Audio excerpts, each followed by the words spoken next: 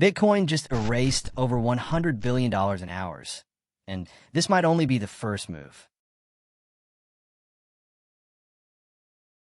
Update from the trenches because, wow, what a Monday this is turning into. So let me just paint you the picture real quick. Before starting the video, make sure you subscribe to the channel so you won't miss any update. When the Asia session started, Bitcoin decided to dump itself from $95,800 straight down to $92,000. We went $100 billion plus wipeout across the whole crypto market cap in basically 3 to 4 hours. Over $680 million in longs got absolutely nuked. And the trigger everyone's pointing at right now, Trump is dropping another tariff bomb. This time, it's aimed at 8 European Union countries and Canada over the whole Greenland saga going on right now. He basically said, nice economy you got there, would be a shame if 25 to 50% tariffs landed on everything you send us.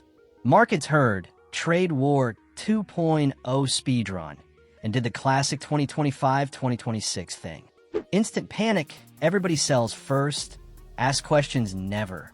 Longs get rinsed. Funding rates went negative.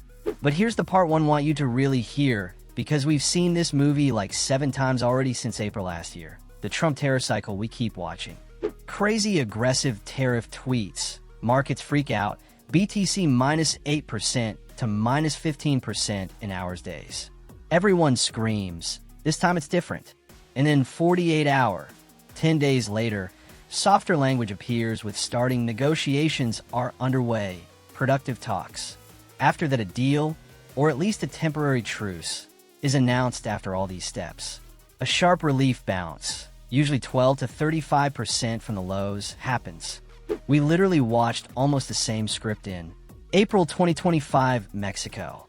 June 2025, China round 2. September 2025, EU cars. October 2025, the big US-China one that actually resolved nicely. The local bottom is usually put in somewhere during the first 1 to 5 days after the big headline fear spike. Not financial advice, obviously. Just one guy's observation after watching these tariff tantrums for almost 2 years straight. The freaking New York Stock Exchange just said they're building a whole new system where you can trade real American stocks and ETFs on blockchain. 24/7, like, not just during Wall Street hours. Not Monday anytime. Literally 3 a.m. on Sunday. You want to buy some tokenized Apple Boom? Done. Here's what they announced yesterday. Stocks and ETFs become tokenized. Instant settlement. You buy, it's yours in seconds. No more waiting. You can buy fractions of expensive stocks. It's super nice for normal people. You can fund it with stable coins like USDC, USDT. And yes, you still get dividends, voting rights, everything normal. They're even planning to support multiple blockchains, not just Ethereum or Solana or whatever. Wall Street is basically saying out loud, yeah, crypto tech is actually useful. We want it. I don't know about you, but to me, this feels like one of those the game just changed moments. Not tomorrow, not in 5 years. They're already working on the pilot versions for 2026. So yeah, traditional finance is officially speedrunning the blockchain arc, massive bullish signal for everything on chain. I hope this ain't going to be just another shiny announcement that takes 3 years to actually launch.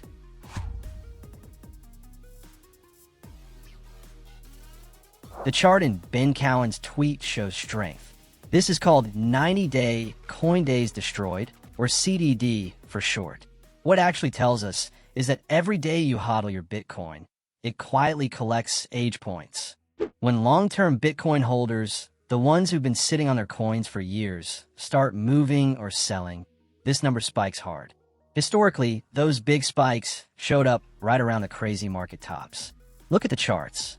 At the end of 2013, there was a massive spike followed by a crash.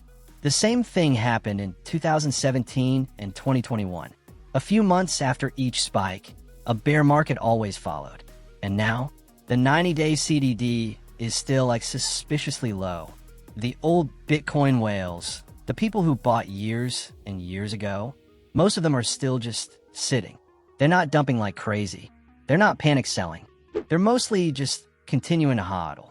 When that happens historically, it usually means real supply from long-term holders stays pretty tight. This often leaves room for more upside before we get the classic top behavior. Of course, crypto is going to crypto. One tariff tweet from Trump, and everything can flip in 48 hours. But what are the ancient Bitcoin hands doing right now? They're telling a pretty calm, almost boring story. Yeah, we're good. Still here. Not leaving yet.